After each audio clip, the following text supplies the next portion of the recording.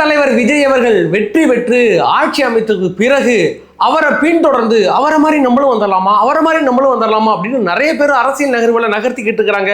தலைவர் விஜய் அவர்களை மையப்படுத்தி நகர்த்திக்கிட்டு இருக்காங்க அப்படிங்கிறது தெரியும். செத்து சுண்ணாம்பா போய் கடந்த ரஜினியுடைய அரசியல் ஆசை திடீர்னு துளிர்விட்டு வந்து தன்னுடைய மனைவி மூலமா ஒரு அமைப்பு தொடங்குறது அப்படிங்கிறது உங்களுக்கு தெரியும். மக்கள் மேடை அப்படின்ட்டு டான்ஸ் ஆடுறதுக்காக ஒரு மேடை ஒன்று தொடங்கி வச்சிருந்தாங்க. அதுக்கு பிறகு அண்ணாமலை புதுசாக ஒரு ஹேண்டில் பண்ணி இல்லை இந்த ஜென்சி கிட்ட கவர் பண்ணணும்னா இதை விட்டு வெளில வரணும், பாஜக விட்டு வெளில வரணும்னு அவர் ஒரு ஸ்டாண்ட் எடுத்தாப்புல. அதன் விளைவாக தற்போது தனுஷ் அவர்கள் அதே ஸ்டாண்டோட அதே ஒரு மாடுலேஷனோட வெளில வந்திருக்காரு அப்படிங்கிறது தெரியும். நான் தனுஷ் கிட்ட 100 முறை சொல்றேன், நீங்க வாங்க வந்து அரசியல் பண்ணுங்க, என்னன்னாலும் பண்ணுங்க. ஆனால் அந்த வாயை அப்படி கோணிக்கிட்டு நாங்கெல்லாம் பாய்ஸ் காணல வீடு கட்ட விடாத அப்படின்னு அந்த வாயை கோணிக்கிட்டு ரஜினி மாதிரி பண்றேன்னு மட்டும் சத்தியமா பண்ணாதீங்க, கடுப்பா இருக்கு. தனுஷோடைய அடுத்த கட்ட நகர்வு என்ன அப்படிங்கிறத பார்க்க வரும். அதற்கு பிறகு என்னன்னா, ஜனநாயகன் படம் வந்து ஒரு 217 கோடி ரூபாய் 4 நாட்கள்லயே கலெக்ஷன் பண்ணியிருக்கு அப்படிங்கிறத பார்க்குறோம். அது ஒரு சம்பவம், சாதாரண சம்பவம் கிடையாது. அது வந்து வரலாறு. ஏன் வரலாறு கேட்டால் இதுக்கு முன்னாடி தலைவர் விஜய் படங்கள் நிறைய வசூல் பண்ணியிருக்கு அப்படிங்கிறது உங்க எல்லாருக்குமே தெரியும். ஆனால் ஒரு படம் 4 மாதம் 5 மாதத்துக்கு முன்னாடியே ரிலீஸ் ஆகி அடித்து துவச்சி அதுக்கு பிறகு தியேட்டரில் வந்தால் இவ்வளோ மக்கள் போய் பார்த்து இவ்வளோ வசூல் வேட்டை நடக்குமா அப்படிங்கிறது கோடியில் ஒரு பேருக்கு லட்சத்தில் ஒரு பேருக்கு நடக்கிற ஒரு விஷயம் தலைவர் விஜய் அவர்களுக்கு நடந்திருக்கு. அது அப்படிங்கிறத பார்க்க வரும். அதை சுற்றி தலைவர் விஜய் அவர்கள் மிக சிறப்பாக ஆட்சி நடத்திக்கிட்டு இருக்காரு அப்படிங்கிறது இந்த தமிழ்நாட்டு மக்கள் மனப்பூர்வமாக ஏற்றுக்கிட்டு கொண்டாடிக்கிட்டு இருக்காங்க அப்படிங்கிறது தெரியும். ஆட்சி மிக சிறப்பாக நடந்துகிட்டு இருக்கு. ஆனால் கட்சி எப்படி போயிட்டு இருக்கு அப்படிங்கிறதுக்குல கட்சியில் சில பிரச்சனைகள் இருந்துகிட்டு இருக்கு. அதை தலைவர் விஜய் அவர்கள் இன்னும் மேம்படுத்தி கொண்டு போகணும். அதன் விளைவாக என்ன நடந்துகிட்டு இருக்கு அப்படிங்கிறது விரிவாக பார்க்க போகிறோம். வாங்க வீடியோக்குள்ள போகலாம். நான் உங்கள் ஏன் தாத்தா.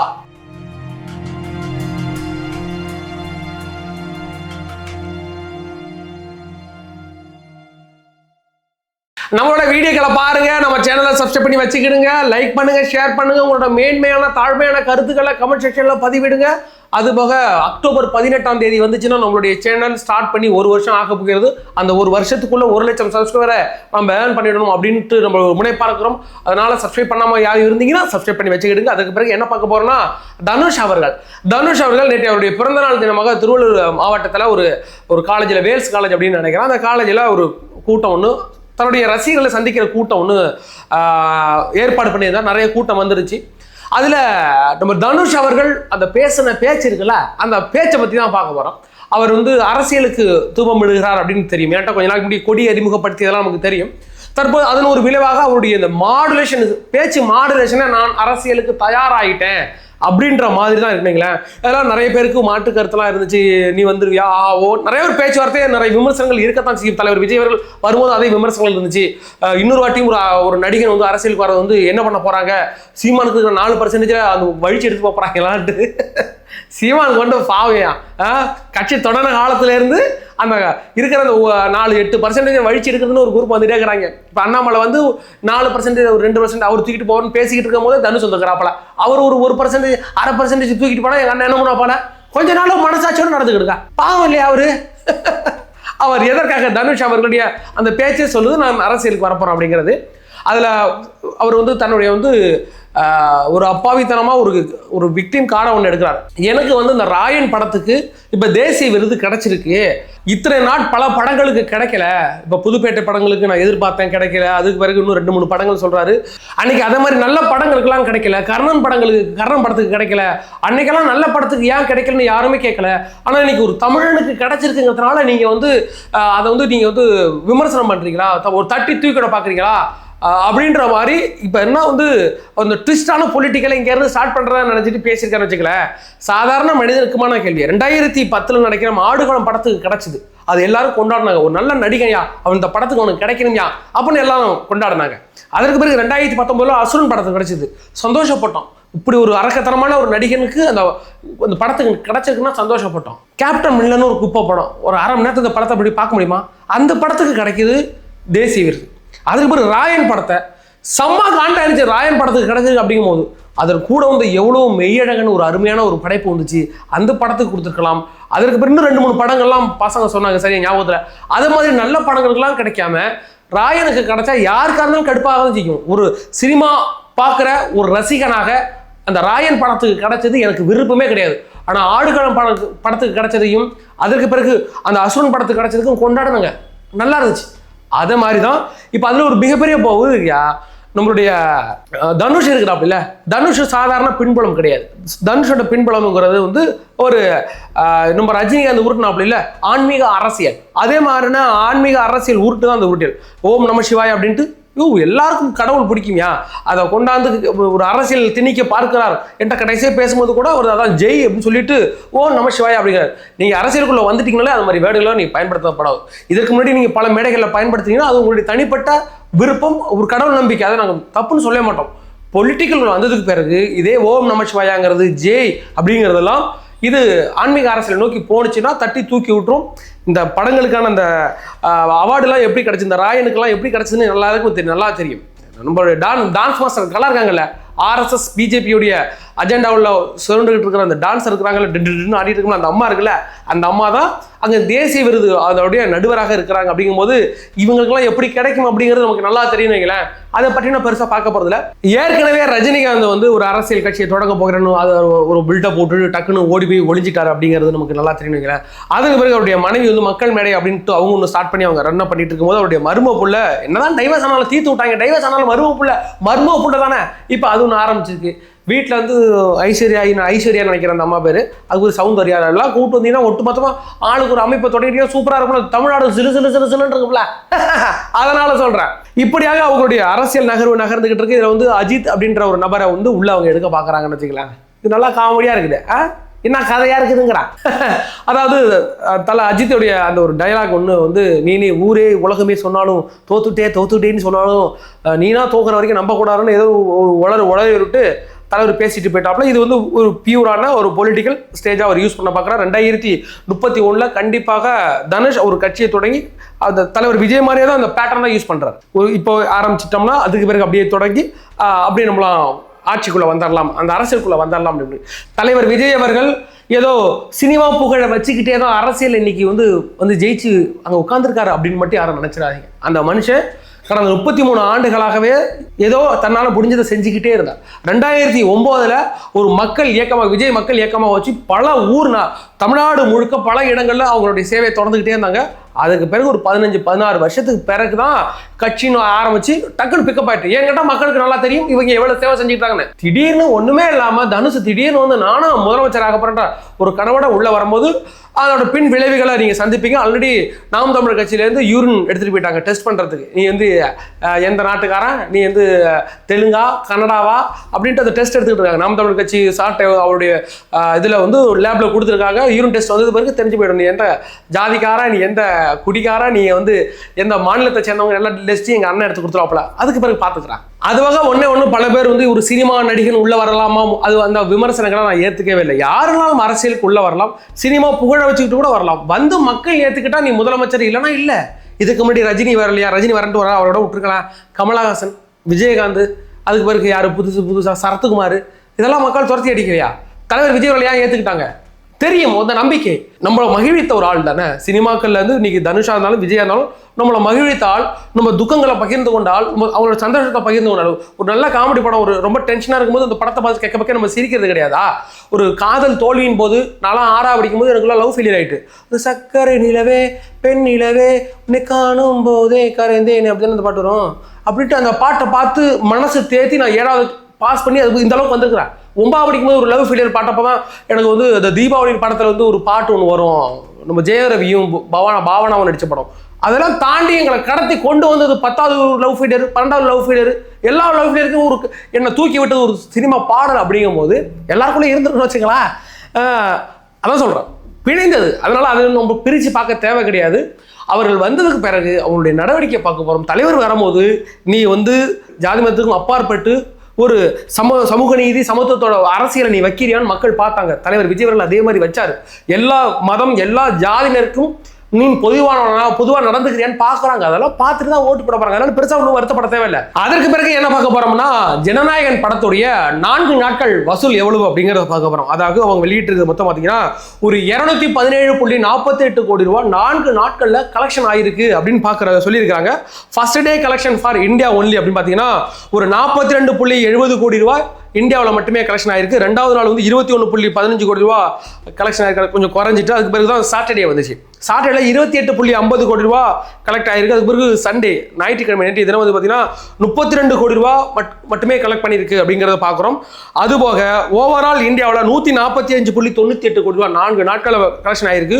ஓவர்சீஸில் மட்டும் பார்த்தீங்கன்னா ஓவர்சீஸ்னா உலகம் முழுக்க பார்த்தீங்கன்னா இந்தியாவை தவிர்த்து ஒரு 71.50 கோடி ரூபா கலெக்ஷன் ஆயிருக்கு. ஒட்டு மொத்தமாக 217.48 கோடி ரூபா கலெக்ஷன் ஆயிருக்கு அப்படிங்கிறது பார்க்குறோம். இதுதான் ஒரு அற்புதம், சில பேருக்கு மட்டுமே நடக்கிற ஒரு சம்பவம் அப்படின்னு பார்க்குறோம். ஏன்னு கேட்டிங்கன்னா படம் பைரசியில் வந்து ரிலீஸ் ஆகிடுச்சு, ஹச்டி பிரிண்ட்லேயே ரிலீஸ் ஆனிச்சு அப்படிங்கிறத பார்க்குறோம். அது ஒரு 3 மாதத்துக்கு முன்னாடியே ரிலீஸ் ஆன படம். அப்படி எல்லாருமே பார்த்த படத்தை நான் நினச்சிக்கிட்டேன் இந்த ஃபர்ஸ்ட் டேலாம் நல்லா ஹவுஸ்ஃபுல் ஆகிட்டு கலெக்ஷன் ஆகிட்டு இருக்கும்போது எப்படியும் விஜய் ரசிகர்கள் தேட்டரில் போய் பார்க்க தான் போகிறாங்க, அதை தான் பார்க்குறாங்க. அது எப்படி ஒரு 100 கோடி ரூபா 150 கோடி ரூபா வந்துட்டாலே பெரிய விஷயம் அப்படின்னு தான் நினச்சிக்கிட்டு இருந்தேன். ஆனால் இன்னைக்கு வெறும் 4 நாள்லேயே 217 கோடி ரூபா கலெக்ஷன் ஆயிருக்கு அப்படின்னா ஏற்கனவே படத்தை பார்த்தவங்க வந்து குடும்பமாக போயிட்டு தியேட்டரில் உட்காந்து பார்க்குறாங்க. ஒரு ரிலீஸ் ஆன படத்தை ஆல்ரெடி 4 மாதத்துக்கு ரிலீஸ் ஆன படத்தை கொண்டு பார்க்குறாங்க அப்படிங்கிறது யாருக்கே நடக்குதெல்லாம் அந்த மனுஷனுக்கு நடக்குதே, எல்லாமே நடக்குதே. 2.5 வருஷத்துலேயே கட்சி ஆரம்பித்து போயிட்டு சிஎம் சீட்டில் உட்கார முடியுமா அப்படின்னு கேட்டாங்க. இந்த உட்காந்துட்டாப்புல கூட்டம்லாம் ஓட்டா மாறுவாடா அப்படின்னாங்க. மாறிடுச்சு. படம் நாங்கள் ரிலீஸ் பண்ணுறோம், படத்தை ரிலீஸ் பண்ணது பேர் இந்த படம் ஃப்ளாப் ஆகிடும், உங்களால் கலெக்ஷன் ஒரு 500 கோடி ரூபா நட்டம் ஆகிடும் அப்படின்னாங்க. இந்த படம் 4 நாளே 217 கோடி, இன்னொரு 4 நாள் ஒன்றா ஒரு 400 கோடிக்கு நெருங்கி கல்லா கட்டிடும். அதுக்கு பிறகு ஓடிடின்னு ஃபுல்லாக கல்லா கட்டிடும். சில பேருக்கு மட்டுமே நடக்கக்கூடிய சில விஷயங்களை பார்த்தா ஆச்சரியமாக தான் இருக்குது. தெய்வ பிறவியார் பார்ப்போம் அப்படிங்கிற மாதிரி சில நேரத்தில் தோணுது அப்படின்பீங்க. அதற்கு பிறகு என்ன பார்க்க போறோம்னா தலைவர் விஜய் அவருடைய ஆட்சி மிக சிறப்பாக போயிட்டு இருக்கு. எல்லாரும் ஏற்றுக்கொள்ளக்கூடிய அளவுக்கு எல்லா இடங்களில் இருந்தும் அந்த ஆதரவு கிடைக்குது. நான் எதிர்பார்த்த ஆட்சி இந்த ஆட்சி தாங்க, எல்லா இடங்களையும் ஊழல் கட்டுப்பாடோட இருக்கு அப்படின்னு அவர் சொல்லும்போது சந்தோஷமா இருக்கு. இருந்த போதிலும் கட்சி சில இடங்கள்ல தவறிக்கிட்டு இருக்கு. அதுதான் மிகப்பெரிய வருத்தத்துக்கு ஒரு விஷயமாவும் இருக்கு. ஏன்னு கேட்டீங்கன்னா இப்போ 2 நாட்களாக ஒரு ஆடியோ ஒன்று சமூக வலைதளங்கள்ல பரவிக்கிட்டு இருக்கு அப்படிங்கிறது பார்க்குறோம். அதாவது பார்த்தீங்கன்னா கன்னியாகுமரி மாவட்டத்துடைய மத்திய மாவட்ட செயலாளராக இருக்கிறது யாருன்னு பார்த்தீங்கன்னா கிருஷ்ணகுமார். இந்த கிருஷ்ணகுமார் வந்து அவருக்கு இந்த போஸ்டிங் எப்படி கிடைச்சதுன்னு பார்க்கணும். அதாவது தமிழ்நாடு முழுக்க தலைவர் விஜய் அவர்கள் மாவட்ட செயலாளர்களை அறிமுகப்படுத்திக்கிட்டு இருந்தார், பதவி கொடுத்துட்டு இருந்தார் அப்படின்னு உங்களுக்கு தெரியும். அப்போ மெயினாக தலைவர் விஜய் அவர்கள் என்ன செய்வாங்கன்னா தன்னுடைய அந்த மக்கள் மன்றத்தில் பல ஆண்டுகளாக தமக்காக உழைத்த அந்த நபர்களை கைவிட்டக்கூடாது அப்படின்ட்டு மாவட்ட செயலாளர் போஸ்டிங் கொடுத்தாங்க. அதில் ஒரு ஆள் தான் இந்த கிருஷ்ணகுமார் அப்படிங்கிறது கன்னியாகுமரி மாவட்டத்துடைய மத்திய செயலாளராக இருக்கார். அவர் என்ன வேலை பார்த்துக்கிட்டு இருந்தாருன்னா பெயிண்டர். சும்மா பெயிண்டிங் ஆகிட்டு ஒரு பில்டிங் பெயிண்ட் அடிக்கணும், ஒரு 5 பேரை அழைச்சிட்டு போயிட்டு பெயிண்ட் அடிச்சுக்கிட்டு அதுக்கான காசு வாங்கிட்டு வரக்கூடிய சாதாரண மனிதனாக இருந்தார். அவர் அது விஜய் என்ற நபருக்காக உழைத்தார் பல ஆண்டுகளாக அப்படிங்கிறதுனால தான் அந்த பதவி அவர் கொடுத்தார். இன்னைக்கு அவர் என்னன்னா ஒரு அந்த ஏற்கனவே வக்கீல் நியமனம் இருக்குல்ல, அட்வொகேட் நியமனம் பண்றதுக்கு நீங்க 15 லட்சம் ரூபா நீங்க கொடுங்க அந்த அட்வொகேட் நியமனத்துக்கு அப்படின்ட்டு அந்த அனீஷ்குமார் அப்படின்ற நபரை வச்சு இவர் பேசுறாரு. அந்த அனீஷ்குமார் யாருன்னு கேட்டீங்கன்னா இப்போ அந்த ஏரியாவுடைய வட்ட செயலாளராக இருக்கிறாரு. அவர் ஏற்கனவே பிஜேபியில் இருந்த ஒரு ஆள். அந்த பிஜேபியில் இருந்த ஆளுக்கு இந்த கிருஷ்ணகுமார் தன்னோட இப்போ கிருஷ்ணகுமாரோட லெஃப்ட் ஹேண்டரும் அவர் தான். எல்லா கலெக்ஷன் வாங்குறது, அது வாங்குறது, இது வாங்குறது. பேரூராட்சியுடைய இந்த கவுன்சிலர் சீட்டுக்கு 5 லட்சம் ரூபா ஆல்ரெடி எல்லா ஏழையும் வாங்கிட்டார். இந்த நம்ம கிருஷ்ணகுமார் என்ற நபர் வாங்கிட்டார். இப்போ வீடியோவே ரிலீஸ் ஆயிருக்கு, ஆடியோ அவர் பேசுகிற ஆடியோ ரிலீஸ் ஆயிருக்கு. அது பாருங்க, வாட்ஸ்அப் காலில் என்கிட்ட ரெக்கார்டு பண்ணிடக்கூடாது அப்படிங்கிறதுனால வாட்ஸ்அப் காலில் ஃபோன் பண்ணி பேசி தான் வாங்கியிருக்காங்க. இல்லைங்க நீங்கள் யார், நீங்கள் எத்தனை வருஷமா இருக்கிறீங்க, அந்த அம்மா சொல்லுது நான் ஓட்டு மட்டும் தாங்க போட்டிருக்கேன், நான் பெரிய அளவில் பணி சும்மா இப்போ தான் வந்துருக்கிறேன், கட்சி பணியெல்லாம் நான் இன்னும் பெருசாக பண்ணதில்லை, சரி நீங்கள் ஏதாச்சும் கட்சி பணி பண்ண மாதிரி ஃபோட்டோலாம் இருக்கான்னு கேட்குறாங்க. ஃபோட்டோலாம் ஒன்றும் கிடையாது, ஃபோட்டோ இருக்கு வேணா அனுப்பிட்டு வா அப்படின்னு அந்த அம்மா கேட்குது. அப்படிங்களா, சரி பரவாயில்ல வச்சுங்க, நான் ஒரு 15 ரூபாய்க்கு பேசி முடிச்சுட்ருமா அப்படின்னு. 15 ரூபா அதிகங்க, அப்படி சரி 12 ரூபாய்க்கு பேசி முடிச்சுட்ருவோங்க அப்படின்னு ஒரு அட்வொகேட் கிட்ட இந்த அனீஷ்குமார் இருக்கார்ல, யாரு மாவட்ட செயலாளர் இந்த கிருஷ்ணகுமாருடைய லெஃப்ட் ஹேண்ட் இருக்கிற அனீஷ்குமார் பேசிக்கிட்டு இருக்கிறார். கிடைச்சிச்சுன்னா ரொம்ப நல்லா இருக்கும் சார். எனக்குமே டிவிக்கெல்ல அந்த அந்த ஃபீல்டுலேயே அது ஒர்க் பண்ணுறதுக்கும் ஒரு யூட்டிலைஸ் பண்ணுற மாதிரி இருக்கும், நல்லா இருக்கும். பட் அது அமௌண்ட்டு சார் இது ரொம்ப ஹெவி சார், என்னால் அவ்வளோ பண்ண முடியுமான்னு தெரில. கொஞ்சம் நீங்கள் கம்மி பண்ணி பண்ணுங்க சரிங்களா?